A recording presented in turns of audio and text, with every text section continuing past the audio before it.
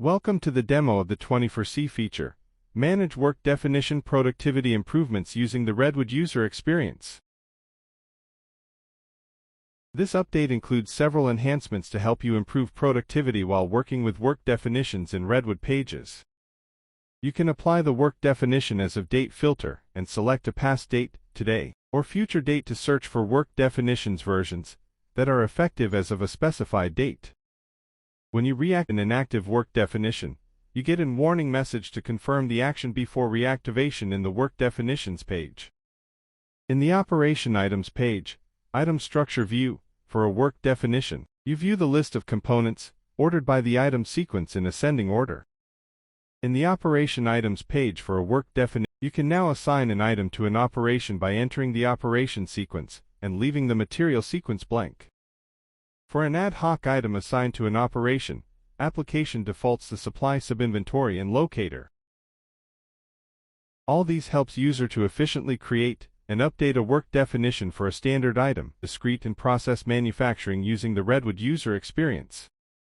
As a result, you can quickly find and update work definitions in effect on a specific date such as the change order line effective date, eliminate unnecessary data entry for material sequences when assigning multiple items to operations in a work definition, and adhere to the loads defined for ad hoc material supply in a work definition.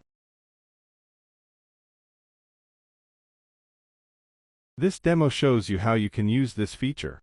You will see how you can search work definitions as of a specified date.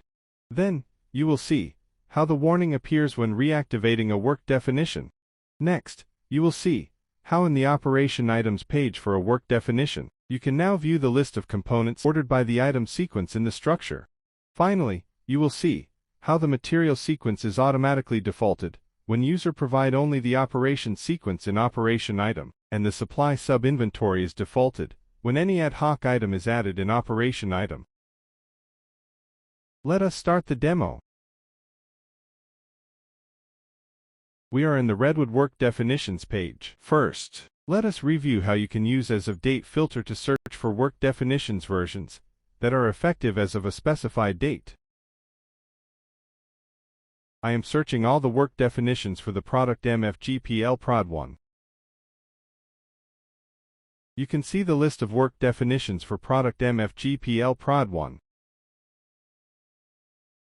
Next, I want to search for work definitions versions that are effective on the 31st of May of last year for this item.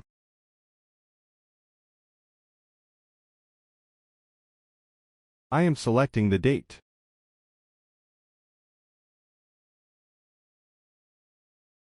I am selecting the 31st of May 2023. You can see the list now has fewer rows. I have searched for work definitions versions that are effective as of the 31st of May 2023. All work definitions with version start date after the 31st of May 2023 have been removed from the list. You can use work definition as of date filter for a past, today, or future date. This helps you quickly find work definitions for change management scenarios that take effect on a particular date. Next, you will see how the warning message appears during reactivation of an inactive work definition.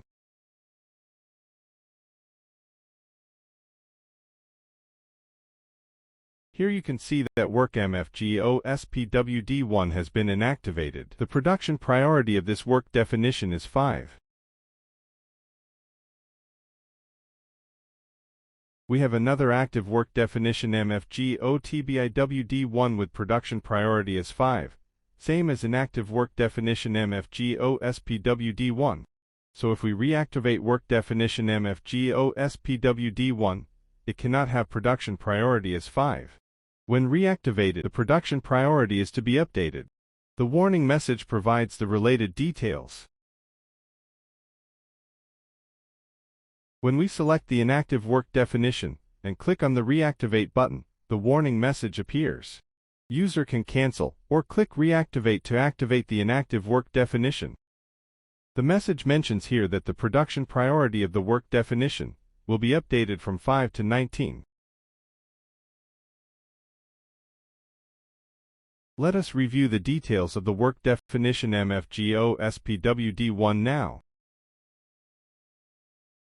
You can see that all the versions of the work definition MFGO SPWD1 are active now and production priority has been updated to 19. Next, you will see how the list of components are ordered by the item sequence of item structure in ascending order in the item structure view of work definition. This is the item structure of the assembly MFGPL Prod 1. You can see the item sequence of all the components in the item structure. Let us create a new work definition for the assembly MFGPL Prod 1. After keying in the details, click on Create. You can see the placeholder operation has been automatically added. Let us update it and add a few more operations. We have created 3 operations for this work definition. When we click on the Operation Items tab, we can see in the Assigned Items view that 2 items have already been assigned based on the suggested operation sequence in the item structure. We are in the item structure view of work definition operation items. You can see that the list of components are ordered in ascending order by item sequence in the item structure of the product MFGPL Prod 1.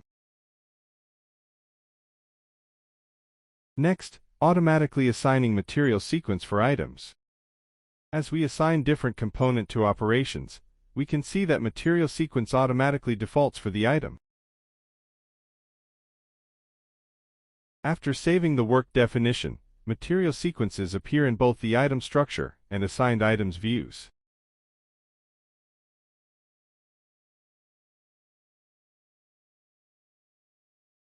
Let us assign an ad hoc component to an operation now.